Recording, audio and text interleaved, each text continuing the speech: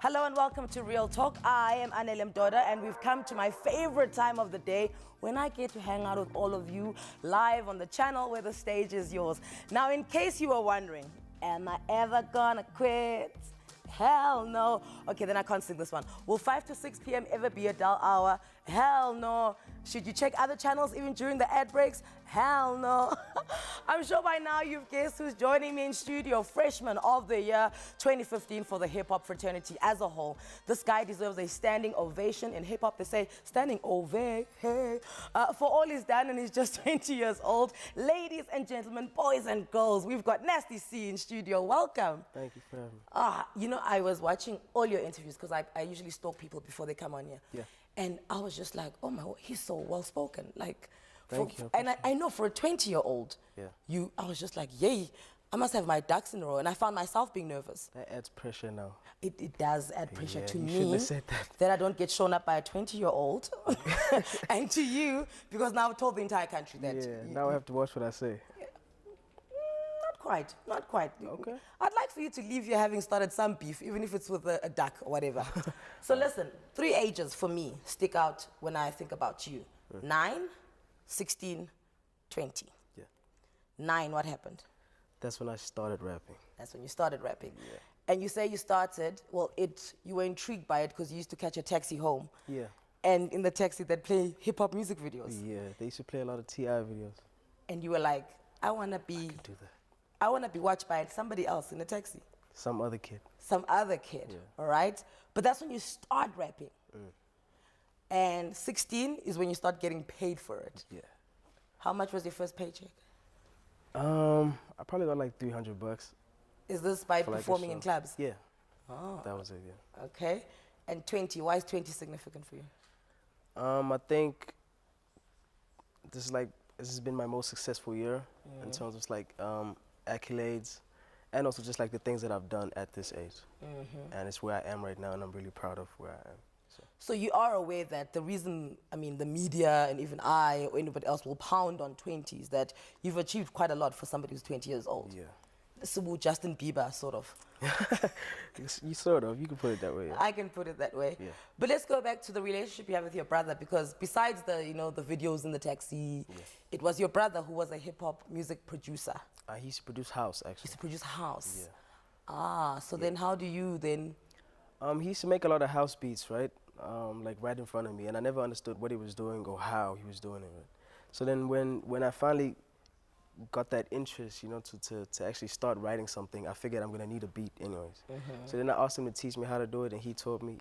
And then when I finally got the hang of it, I started making my own beats, started recording myself, and then ever since then, I actually brought him up to my house like this week. Oh really? Yeah. Not the first time though? This is the first time, yeah. It's the first time your brother's left Durban? To come and see where I stay. You. Yeah. Okay, so this week it was quite a big thing for you. Yeah, Has your dad ever been where you stay? He hasn't, but he's coming up probably like in 2 weeks or something. Yeah. Because I was reading, you said your dad wasn't for this whole... Nah, he wasn't. He didn't like it at all. Was he against hip-hop or music as a whole? He was against pursuing music as a career, as like a full-time thing, right? He always said that I should always consider doing it as a hobby, as something on the side. If it makes money, that's good. If it doesn't, I could always go back to the normal route, the education, 9 to 5, whatever. But I mean, the day you brought 300 rands home, like, surely he had to be like, maybe something is going on here. He was like, yeah, groceries, everything. But I was cool with that. I was actually happy, and he was proud of me. So, do you have any other siblings besides your brother? Yeah, I've got 2 older brothers, 1 older sister that I stay with. My other sisters are from my mother's side of the family, so they stay in Cape Town. Okay. But in Durban, it's 2 older brothers, 1 older sister, 1 younger brother, and 1 younger sister. All right, so it's your hard mother... to keep track of. I know, dude, it's okay. We look alike at our house. My dad doesn't even know the difference. He's like, you, that one, come here. Same problem. Do you know what I'm saying? I He's go like, do the same thing, yeah. wait, I'm pointing at you. So it's fine. Yeah. But now, because your mom passed away, right, and you were quite young, do you have someone that you go to where they like, I don't want to say they fill the void, but you ask them, what was Mama like? You know, what did she like to watch on TV? Did she laugh a lot? What did she like to cook? I have my sisters, right, from my mother's side that I can always ask those type of questions. But they don't always have the answers either.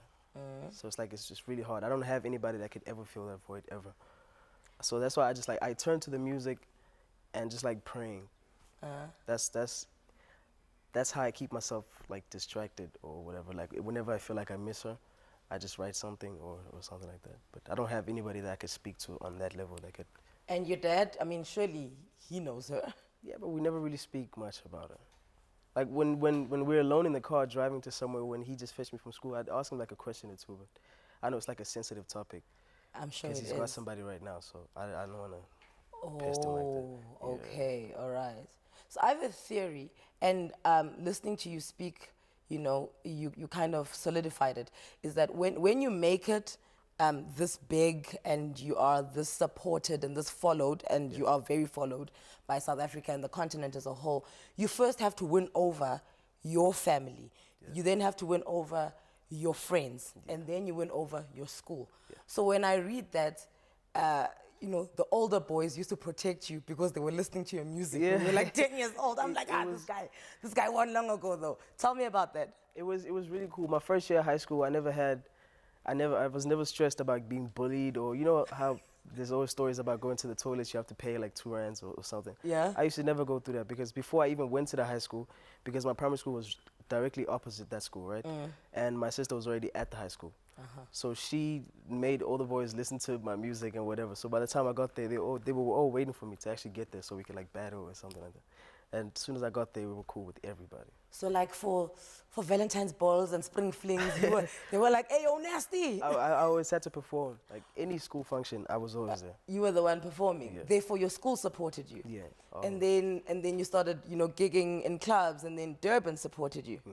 So I hate asking this question of people, because it kind of means you must, you know, justify why you are this. But how are you confident? Where are you fetching that confidence from? Because, I mean, in your interviews, you're confident, you answer, and you're like, not like a 20-year-old. And then on stage, it becomes even, this persona just like gets legs and runs. How are you so confident?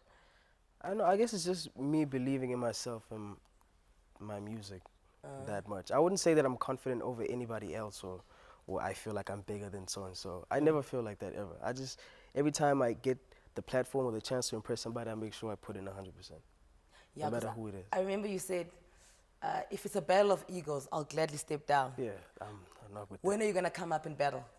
When it's a battle of what? When we have to really rap, you could call me on stage. I'm fine with that. We could do that. So he said his lyrics come from real life. He treats his art like it's a diary. What he experiences is what he's going to rhyme about. On the way, we found out how Durban fueled his art. Nasty C is in the building. Come back to us.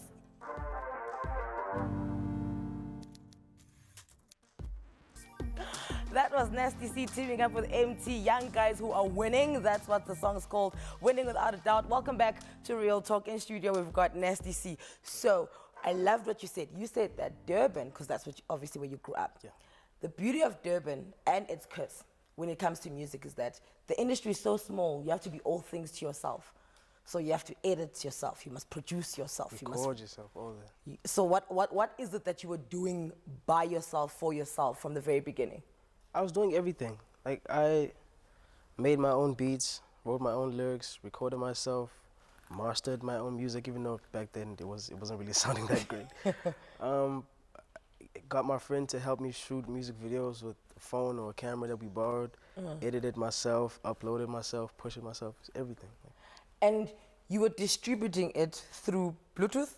Yeah, mostly Bluetooth, until we discovered this website that we could just upload for free and then push that. Because a lot of people say they first got your music through BBM. Yeah, that too. That's how I got my first manager, actually. Okay. It was one of those BCs where you send out a link to your music, yeah, and then it just got to the right hands, I guess. And then they listen to you and they say, this is great. Yeah. And they call you up and say, let me manage you. Yep. And before that, you didn't have anyone managing you? I did, but it wasn't really anything serious. It was just somebody who was there for me when I needed to go to town, because I just had, yeah, not alone.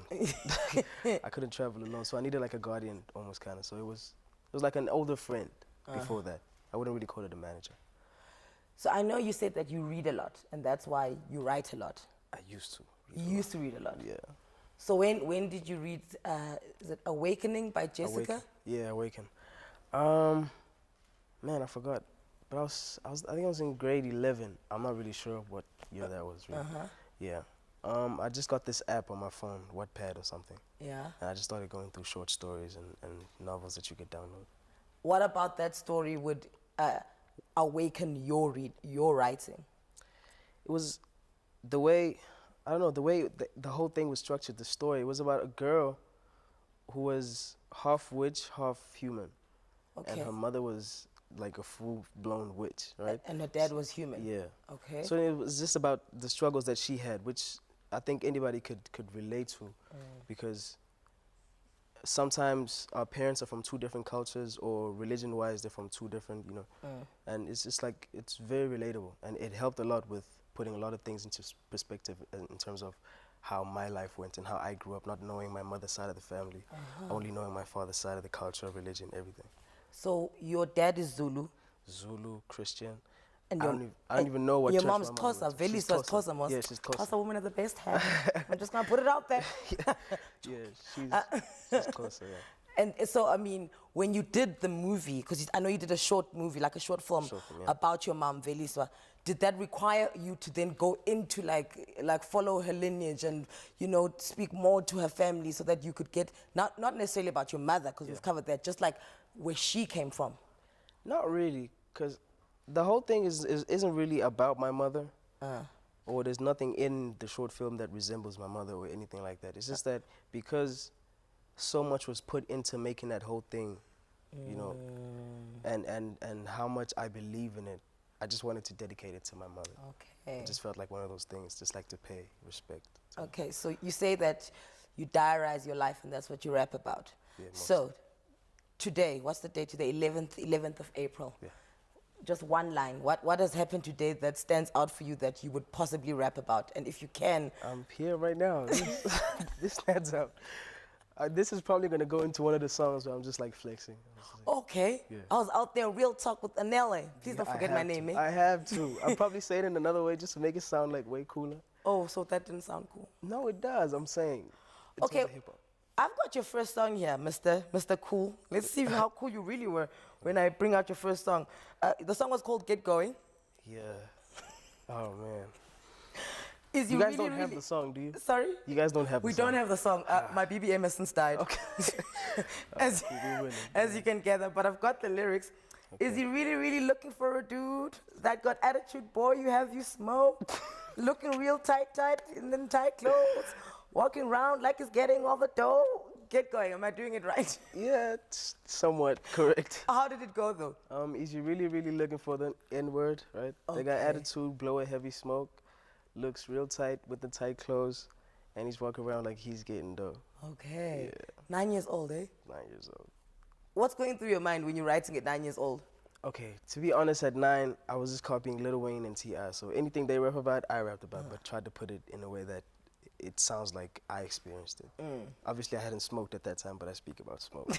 Okay. I hadn't gotten paid at that time, but I also speak about this. It's like speaking it out into the universe. But isn't that what hip-hop is all about? You know, it's almost like the aspirational, you bragging, but you know, you're telling people what you're gonna do, how you're gonna get it, or how you're gonna come for them and stuff like that. Some rappers do that. I think, for me, I'd rather speak about, like, in terms of speaking about, bragging about something that I don't have. If I can afford it, then maybe I could, but I won't say that I have it. Yeah, so I don't do that. So then when you get to a place when, and I once had this discussion with another rapper that came on the show. Yeah. When you get to a place when you are affording these things, let's say now you are rolling in a Maybach, and let's say now you are flexing a rolly roll, you know, whatever, and then you start rapping about that. Are you not like a little apprehensive that people are gonna be like, you know, Nasty's changed, guys, you know, he's changed?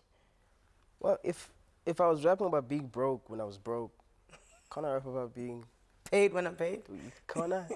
But I think for me, I'm always, like wary of how I put those things, like those words. You can't make it sound like you're looking down on someone who doesn't have those things or can't afford those things. Like I never do that. I could speak about it because I'm proud of myself and where I've come, you know, and how far I've come, and like just like how much I've acquired in such a short space of time. And I feel like I really deserve these things. So I could brag about it like that, but to inspire someone else who's listening, that they could also do it, like even younger than I am. Okay, so you, at 7 years old, they can be like on the top 40. They can. If they wanted to. If they can. Do you know, I appreciate you saying, because people were like, okay, so who do you like? You know, who are you inspired by? And you said you don't like artists, you like certain songs from artists. Yeah. Do you do that to protect yourself? Because you know when your artist falls off and then you're like, ah. I don't say that to protect myself. Is that what you mean? No, I'm asking you. I'm like, do you say that to protect yourself so that when your artist falls off, you're just like, it's okay, I only like 3 or 4 songs from him anyway? No, not really. It's just that obviously these artists are also human beings, so they won't be perfect. It's also, they have faults. So I don't look up to them for that. I look up to them for the songs that they did, songs that inspired me to write about this and that, or made me feel like if he can write about that, then I can also be very open with my music. So when it comes to hip hop and songs that have inspired you, which song would, when the first time you heard it, it literally lit your bum on fire? You were just like, what is this? I can't really remember the title of the song, but it was Lil Wayne's song. It wasn't even like a single. I think it's one of the giveaways that he just dropped. Yeah, fillers. Before, right, that was, when I heard that song, I think I had it on repeat for like a couple of days, and then I figured, you know what, I can write about what's going on in my life. Whoever chooses to judge me, that's their problem, it's fine. And then that's when I made Juice Back, and that was my first successful song. And Juice Back is actually your biggest, well, not biggest song, you know, but it's the song that made everyone It put me here. Stand up and take note. Yeah. All right. So After the break, we're talking industry, friendships, collabs, and beef. Come on, what's hip-hop without beef? What would the rap streets be without it? Don't go anywhere. This is Real Talk on 3. The stage is yours.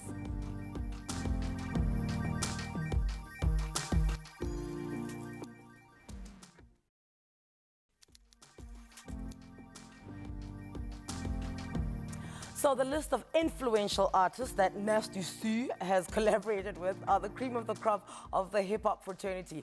He's also establishing the footprint across the continent and internationally. So you said that you want to get to a place where you don't have to be making music to be living and, you know, surviving. Unpack that for me.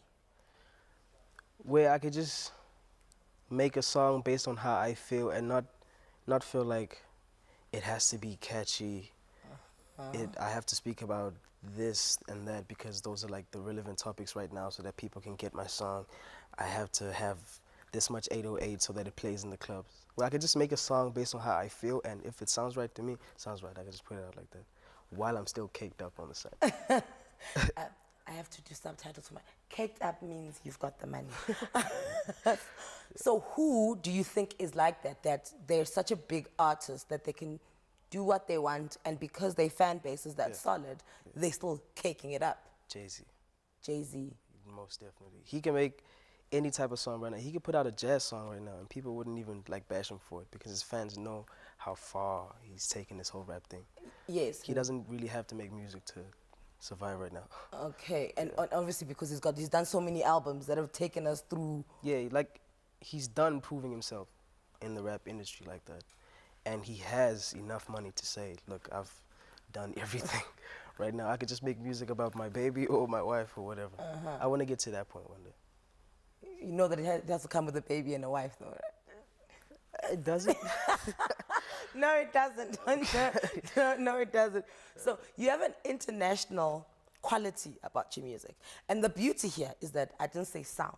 You've got an international quality, but not like an international sound. Yeah. Do you ever have to stop yourself within like a step of imitation of an international sound where you're like, whoa, this is no longer, or is it just all systems go? I think that only happens when I'm making beats. Because sometimes you find you can play something and it might sound dope, but then minutes later you realize, oh man, this sounds like so-and-so song. So then maybe you just have to tweak it a little bit. But not with my rapping, because I feel like I shut down when I rap, when I'm writing a song. When you're writing. And I just like focus on me and what's happening in my life, and the best way to put it and the most memorable way to put it is how you will say it. Yeah. So and you not how wrote someone else. you wrote Hell No on the balcony though with your friend. Yeah. And then you write Hell No, and then you're like, you know what, there might be something here.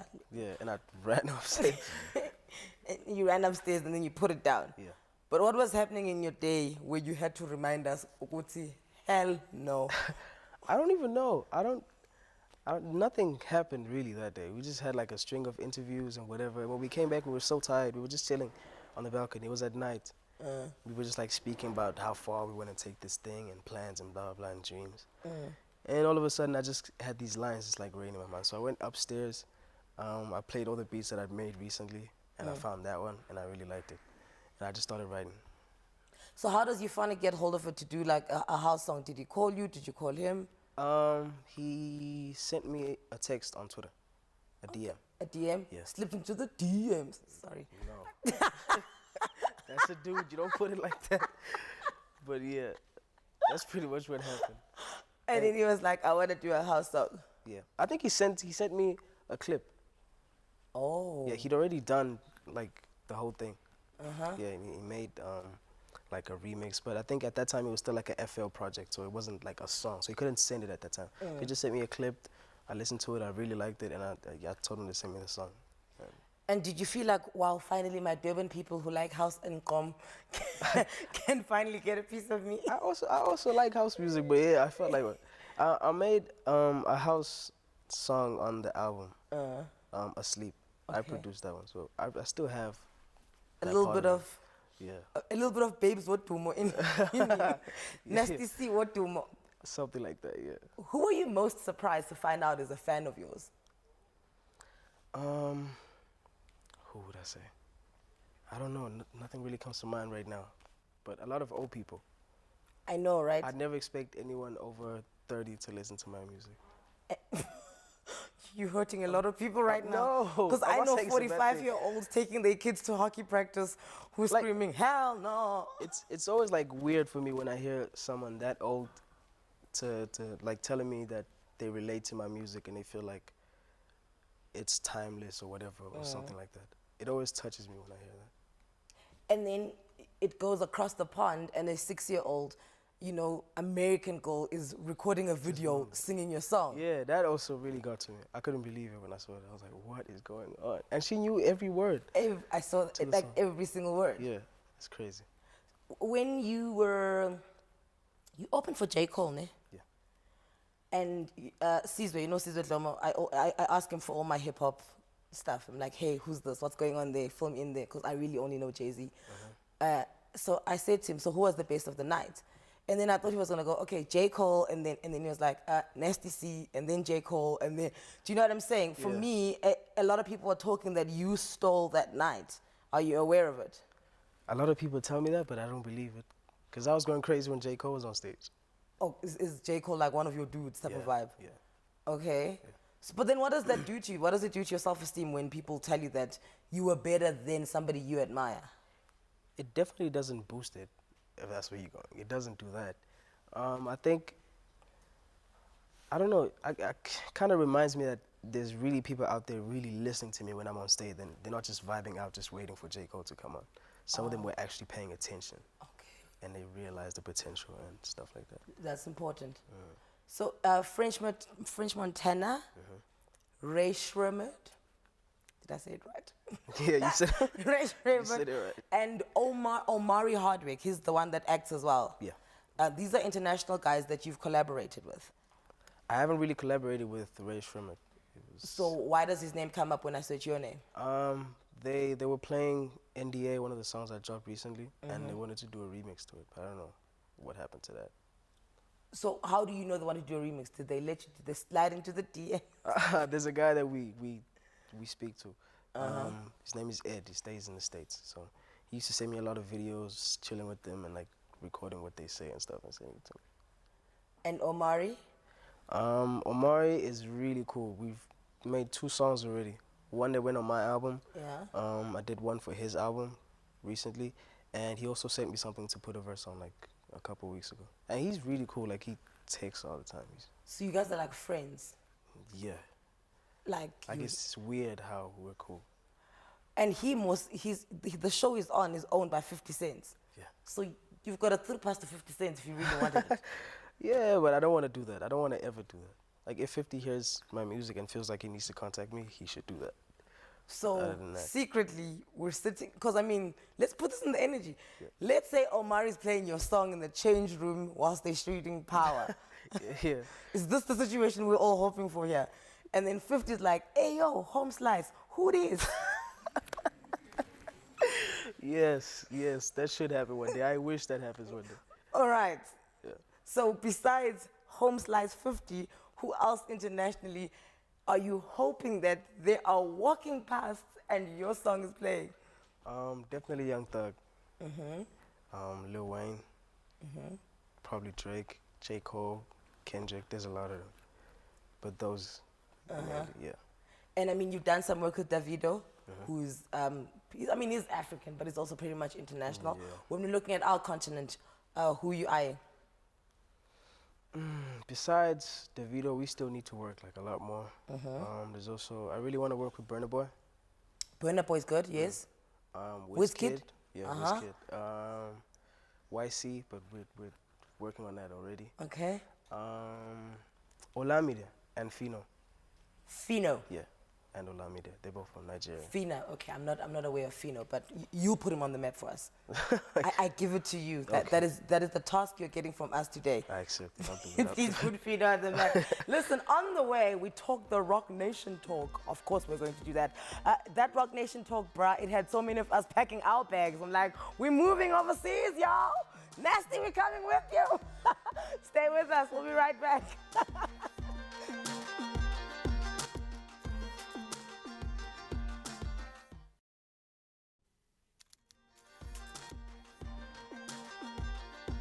Welcome back to Real Talk on SABC3. The stage is yours. So getting that first record label deal for any underground artist brings with it all the hopes of a successful career in music.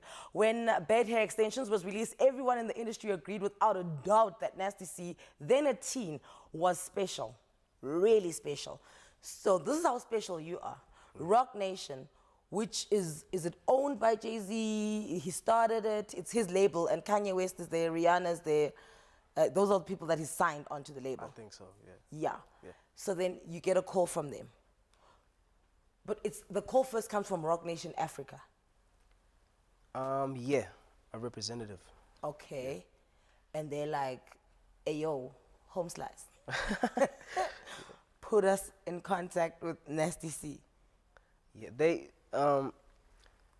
were asking if it's okay that they share my number with the other guys. I like that professional courtesy. Yeah. And I told them, yeah, why not? Go ahead. Yeah. So then they gave it to Beehive. That's Jay-Z's cousin. Yeah. What's his name? Beehive. Beehive. Behind. Beehive. Beehive. Yeah, I think like so. Beehive. Yeah. I am going to need his passport name. But it's fine. Let's stick with Beehive. Yeah. So Beehive rings you and he just starts a conversation with you. Just like, like casually, like, yo, what's up? This is Beehive. I'm like, Beehive? And he's like, yeah, Rock Nation, blah, blah. And then he told me that they'll be in South Africa in a couple of weeks, and he'd like to have a sit down with me and see if we can work something out. Do you look for cameras at that point in time? Like, somebody is pranking me? Nah, I was like, okay, cool, all right. And I just hung up. And then after a while, I think Rock Nation Africa called again to confirm that he was the one that was calling, blah, blah. Yeah. And things turned out to be true. All right, but then, okay, then there's hoo-ha, because you know us South Africans, listen, to ask, like, a call you pretty much signed and everyone runs away with it. You strike me as a very, and it's not a bad thing, like as a very calculating and private person when it comes to those things. Yeah. You don't want to talk about things before they happen. Yeah. When this was running away and everyone was tweeting about it and hashtagging, we're moving to New York, y'all. The Upper East Side is going to know us now. Yeah. Were you not like panicked a little? I wasn't really. I felt like I should have like tweeted something just to like clarify what the call was about and what exactly was said on the call. Because all they said was they wanted to have a meeting with me and see what we can work out. Nobody said they wanted to sign me as an artist or anything. I just tweeted that I got a call from Rock Nation because of you guys' support. Thank you so much, South Africa. I love you. And people said, ha, he's signed to Rock Nation. And it just blew it out of proportion. Then I was like, all right, whatever. So when things like that happen, who's your go-to person for advice? At the time, it was my manager, my former manager now, but my manager, yeah. Your manager? Yeah, I spoke to him. I was like, yo, what do you think we should do? And he handled it. Does he like, yo, I have to negotiate with Jay-Z? Yeah, he's a huge fan of Jay-Z, so he was like, oh, we moving. We out of here, son. So like, yeah, like in hopes. So then, but I mean, you sound content and extremely, you know, hopeful about the Mabala Noise deal. Like for you, that just made better sense than anything else. Yeah. They can be able to push you from this side, that side, as opposed to, let's say you had gotten a Rock Nation deal and then you have to go there and fight amongst the 8,000 rappers in one block. And start from ground zero all over again. Yeah. So what else about Mabala Noise attracted you? Before we even spoke about the deal, I got to meet Reggie, and we actually spoke about like South African industry and what he wants for it to become and everything like that, all the goals and ambitions or whatever. And they kind of match what I wanted and everything I've always wanted to do in South African hip-hop industry. So I felt like I finally met somebody that's got the power to do that, that also feels the same way and that's not just trying to squeeze a buck out of an upcoming rapper. So I felt like, yo, before anything, before the business was even like discussed and everything. His vision matched mine. And when we sat down, he was open to any suggestions I had for the deal, and it was like tailor-made. Oh, nice. So it wasn't like a regular 360 deal. Like a standard contract, because I know you don't like contracts. Nah. So okay. It was a discussion on paper. We had a couple of sit-downs before we actually printed the final copy, yeah. Okay. So when you're discussing South African hip-hop and, you know, and what its place in the world, and I ask every rapper this question, because hip-hop is something that's, you know, so predominantly, we took it from America, and then obviously we take it here and we make it our own. Yeah. What can US rappers learn from South African hip-hop? I don't know. Could they? I don't know. It really depends on how talented an individual is, an artist is. I can't really speak for everyone else. Okay, then speak for yourself. What is it about Nasty C that is like, it's your DNA, and you know that it sets you apart and it's what makes you thrive, that could be something that somebody else could benefit from? Rapping about what I really go through, knowing that there's a lot of other people out there, like regular civilians that are listening to it, that really relate and support your music out of pure love, instead of portraying this image of being a gangster or whatever just because you're riding the wave, just because everyone that's relevant right now is a gangster, so you feel like you have to be a gangster. I feel like a lot of Americans do that, and it's like wrong. Isn't that what got Rick Ross in trouble? I don't know about that. I just know about a lot of upcoming rappers right now that are making it and are doing pretty good, but I mean, you can tell that they're just riding the wave. They're just riding the wave. It's not authentically who they are. No. So in your stable, ne? Yeah. Now you in Mabala Noise. It's great. You win the Metro. You're at the Metros. They're not even win. It's your night, and rightfully so. Yeah. And then Ricky gets on stage, and then he's like, she thought that kid who's not gonna win an award because I don't have money. What's going through your mind? Are you like, yeah, you tell him, Ricky, or are you like, Ricky wins on? You know. I always say this, man. I feel like Ricky said what he had to say. That's how he felt. It doesn't affect me because I know what I went through, and how working hard and staying up, not sleeping, not eating right, because I'm so focused on putting together my album and everything. Not that I was working for the awards, but I know that all that hard work had to count for something. So I know that I rightfully deserved my awards. I don't know how everyone else feels about that, but I feel like I did. So whatever he said came from whatever place it came from, and he if he really felt like that and he meant it, then I respect his opinion or whatever. But I don't relate. Weren't you a little bit like, you know, this is just dripping blood? I know it was going to come with a lot of criticism from like Twitter people, but just Twitter people. It's just Twitter people, honestly. Yeah. How do you stop yourself from replying to haters and Twitter people? Because I mean, type it and clear it. What? Just type it and clear it. I don't know. That's what I do. I never send like. Is that your process? Yeah, sometimes when I really feel like, man, I should tweet this, I just clear it and then like write a song about it. Not about it, but like a line, construct like a line that's dope. Like a punchline, because that's what hip hop is about. Like you use that energy and To speak about, address the haters sometimes. Sometimes you have to address the haters, but like I feel like there's always a better way to do it than Twitter. Yeah. because you're not gonna make money from Twitter. Yeah. But if you put it on a song, I mean, you see what I'm saying? Yeah. So I like this advice, because I mean, 20-year-olds don't really think like this. Yeah. So you write it. Do you at least screen munch it and at least send it to your WhatsApp group?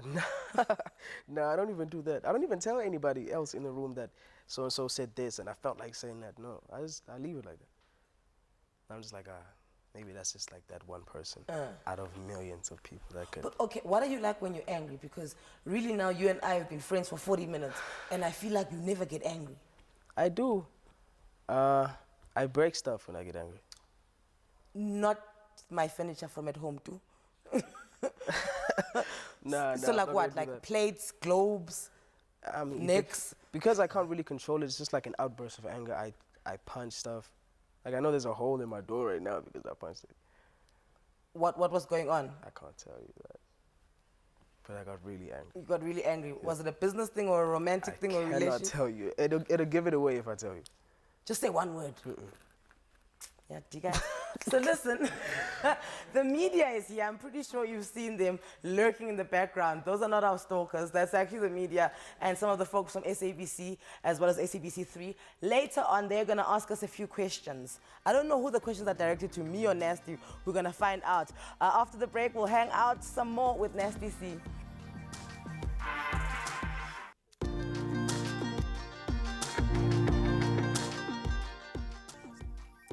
That's some more music from the guy in studio today who's becoming a phenomenon in the country as well as the continent, and we're hoping globally, Nasty C. Also with us in studio today are our friends from the SABC and the media. They're going to ask us a few questions. Just turn your neck there if the question is to you, Nasty. Domi from City Press, you first up. What do you want to say? Hi, Anele and Nasty. Hi. Okay, Nasty, this question is for you. Okay. My name is Domi from City Press. Obviously, you started 2017 on a good note. You walk away with 4 awards at the Metros. Yeah. Yeah. Yeah. So, summers are just around the corner. Do you think you're going to win big? What's your expectations? Do you think you're going to walk away with, like, how many awards? What's your expectation for the summers? Thank you. I honestly don't have any, to tell you the truth. I don't work for awards. I don't do anything for awards. If they come, they come, yeah. That means someone out there behind the panel recognizes me or whatever, or my vote's counted or whatever. But other than that, I don't really look forward to anything when it comes to awards. Not even like the red carpet or the dressing I don't up? like the red carpet. You don't like red carpet? He doesn't like the red carpet? No, I So in the ideal world, we just post the awards to you? Yeah. Can we do that? Why can't you do that, guys? Muleife from Drum Magazine, talk to us. Hi guys, how are you? Anele, it's 3rd season. Congratulations. What is the one thing that this show has taught you throughout all the people you've interviewed and the places you've traveled? The one thing the show has taught me is that, you know, you can dream big and everyone is allowed to dream big. In fact, everyone should dream big, ne? But, you know, you get to a place where you're dreaming for things so much that you forget that when the dream arrives, the hard work starts. So I've dreamt of having my own talk show since I was 11 when I watched Oprah and then Felicia and then Nolene. And then I thought that getting it is getting it and then I'm fine. And then I realized, you know, actually that's when I must start working. And it taught me that very quickly, and I like that. I like that I have to work hard for it. All right, Gabby from the Sunday Times. Hi, Anele. Nasty, firstly, I'm in my 30s and I love you. And for you to call me old, I feel really old. He said older. I said older. 30 is not that bad, but for 20, I get it. Anele, I wanted to ask you, I mean, you have radio, you have television, you have many other things, and you're a mother. How do you manage that balance altogether? With a lot of structure. You know, there's people around me who are set up. I mean, you'll also attest to this. You wouldn't be able to do this by yourself, and you're not even a father yet. You're not even, you know, you're definitely doing need- hip hop. But yeah. it's a team, and it's you remove your ego and you remove the arrogance, and you say, I need help. And I mean, you know, I've got 3 sisters, I've got a dad, I've got 2 nannies for I like it. My radio team is absolutely amazing. You know, we talk at all odd hours of the night. I don't feel that I'm swamped yet. When I am, I'll call you, Gabs. I will definitely call you. Thank you so much, guys. That was the media giving us a few questions. Why is your best friend your best friend? I think he was my first real fan, ever. And I've just like known him for way too long, man. And he understands my vision. It's just like somebody else that dreams as big as I dream all the time. We always speak about like big dreams. Like people probably hear us speaking about them and be like, These guys yeah, there we go. smoke their socks again. There we go again. But yeah, he's just like me. And in those dreams, do you agree with me when I say dreams are amazing, but when the dream comes, it's when the hard work starts? Yeah, like waking up early, having to do a lot of interviews. Interviews, oh. Yeah, it always feels like that until we're actually in the car on the way to the interview. Yeah. It only feels like that when I have to get up. But for True. like the string, it's like, it's fine. Cool. And what about being on stage? Is it like a long routine for you too? No, I love being on stage. You love being on stage? At times, like during the night, I just miss being on stage. Like when I'm not booked, I'd probably be up at like 1 and I'm like, man, why am I not on stage? I could be doing something right now. Yeah. And you just realize that because you are who you are and you're only going to get bigger because you are going to get better, there's certain things that we're always going to be interested in. Like, when was the last time you made your own bed? Yeah, it's been a while. Yeah, it's been a while, yeah. Probably a month ago, 2 months ago. Uh-huh. Yeah. What was happening on that specific day where you were forced to make your own bed? You slept at your dad's house, didn't you? No, no, I think I just got back in my room and I just realized that it's a mess and I need to at least make my bed and tidy up. All right. Yeah. And you do realize that people want to know stuff like, who are you dating? I cannot tell you that. But you are dating someone. Hey. who Enough knows? said. What do you think could kill your career? Looking down on my audience. That and I don't know, just like developing an ego out of nowhere and feeling like I'm the man all of a sudden. That would really kill. And because you're very soft-spoken, so sometimes you don't feel like, maybe I shouldn't be so soft-spoken. Maybe I must just have a little bit more life so that people can be more like accepting. You don't ever go through that. When I have to, I do, but it comes naturally. I don't ever like to fake it or try and steal the shine. I don't like that. I wasn't raised like that, so I'm not like that at all. When I have to, when I'm given a platform, when I have to perform, I'll do it to my fullest potential. But when someone else is performing, I'll sit down and I'll watch. Okay. Look, I mean, it's a pity that your mom could not be here to witness the person you're becoming. But I'm pretty sure she's around you at all times. And when you see your dad again, please high-five him, because I think he raised a man. Thank you. Thank you. Nasty Steve, thank you for joining us. It's an honor. Thank you. Oh, what a guy. Certainly a trendsetter, talented, and just a fresh new age sound that I like about him. A big thank you to Nasty Steve for stopping by and letting us into his world. You've got the rest of the week to enter our at-home giveaway. Remember, a 5,000 Rands voucher could be all yours, so you can kit yourself out like I have here. Go to Real Talk on 3 on Facebook or Twitter at Real Talk on 3 for competition details. Tomorrow, 5 p.m., you and I, we've got the date, Moss. We've got this date thing. Sure thing. Cheers, cheers. Thanks for joining us. Bye.